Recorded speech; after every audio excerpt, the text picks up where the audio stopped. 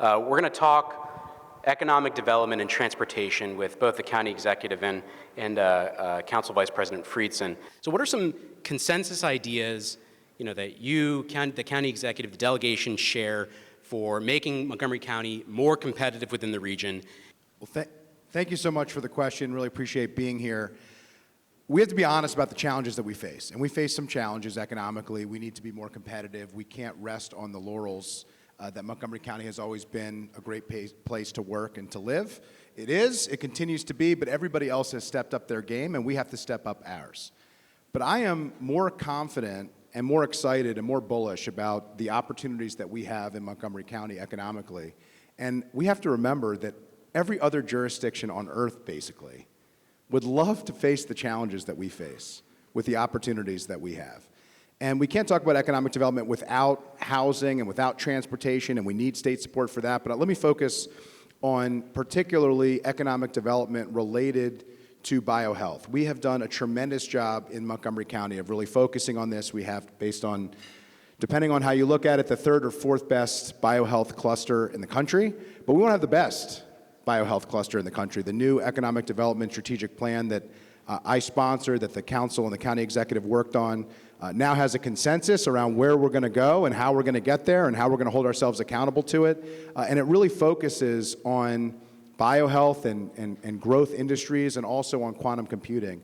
And so the county executive, I really appreciate the work that he has done on the Center for Health Computing that the county council unanimously supported. We have a huge commitment of county dollars, $15 million up front,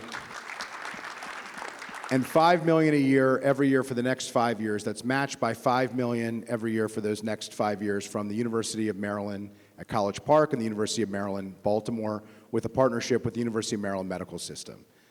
For that project to achieve its potential, for it to do what we have said it's going to do and what we hope it's going to do, we need massive state support to take it to the next level.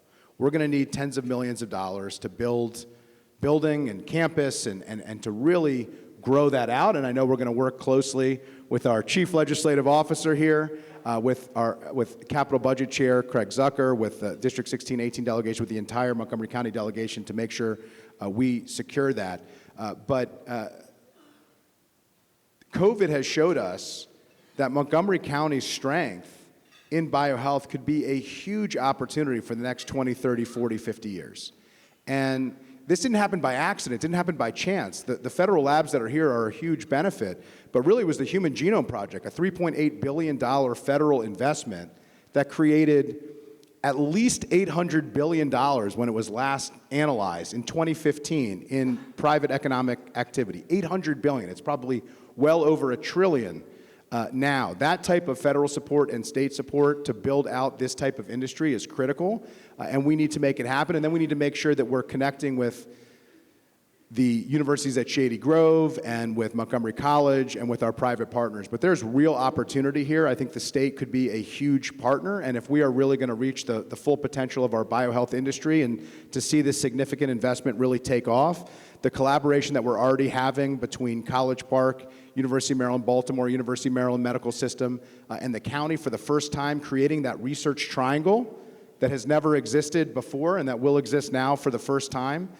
With state support, significant state support, we could be the center of the health data universe in Maryland, and specifically core right here in Montgomery County and literally across the street from here. And I'm really excited about that. I think our challenges in economic development are real, but if you compare our problems to our possibilities and our potential, it's not even close. And I think the people in this room know that, and I think the people in this room are part of that, and we need the state to understand the central role that Montgomery County has. So goes Montgomery County, so goes the state of Maryland when it comes to economic growth and development. And we know that we have a chief legislative officer that knows that. I know that we have a lieutenant governor who knows that, and I know we have a governor as well in a General Assembly with a growing delegation. We can really bring that home and make that happen. Thank you very much. That's a great answer.